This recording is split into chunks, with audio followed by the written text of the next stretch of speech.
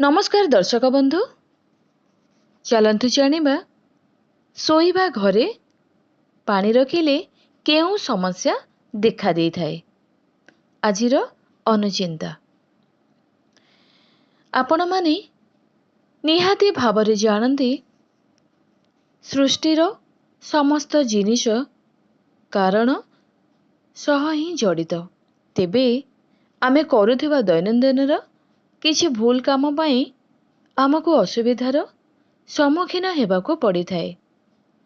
तेणु आज आमे आपण माननको सेही समस्त काम विषय रे जणाइबाको चाहूछु, जाहाको आपण निज अजाणतारे करिथांती एवं परे ताहार खराब प्रभाव को भोग करिथांती। आउ डेरी न करी आसंतु जानिबा शोइबा घरे पानी रखिले कौन होई थाए। प्रथम रे आपण जेउ जगारे पैसा रखुचंती सेही स्थान रे केबे अतर बा परफ्यूम रखिबा उचित होई न थाए। एहा बहुत अशुभ होई थाए। एहा घरे धन जनित समस्या सृष्टि करि थाए। द्वितीय रे शोइबा घरे भूल रे मध्य पानी रखंतु नाही।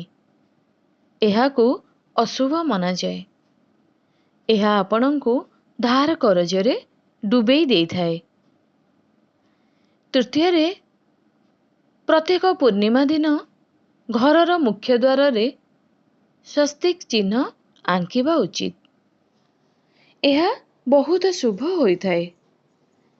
एहा द्वारा आपण करिथिबा धार करज कम होई थाए। चतुर्थ रे घरर मुख्य द्वारर कबाट भांगी जाइथिले ताहाकू शीघ्र ठीक करदेबा उचित, कारण एहा फଳରେ आर्थिक असुविधा देखा देई थाए। पंचम रे निज घरे वर्षको 2 थर निहाती पूजा किंबा होम करिबा उचित। एहा बहुत ही शुभ होई थाए घर पाई। एहा आपणको आर्थिक संकटरू उद्धार करि थाए। षष्ठ रे घरे ठाकुर पूजा करिबा बेले चाउल रे हळदी मिसाई ठाकुरंकु अर्पण करंतु। एहा बहुत मंगलकारी होई थाए आपणको घर पाई। सप्तम रे ठाकुर घरे मृत व्यक्तिंको फोटो रखिबा अनुचित। एहाकू अशुभ बोली मना जाई थाए।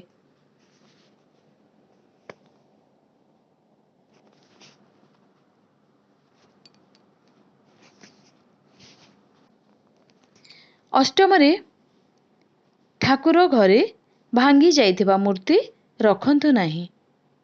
ठाकुर घरे झाड़ू मध्य रखंतु नाही। एहा अमंगल होई थाए आपणको पाई।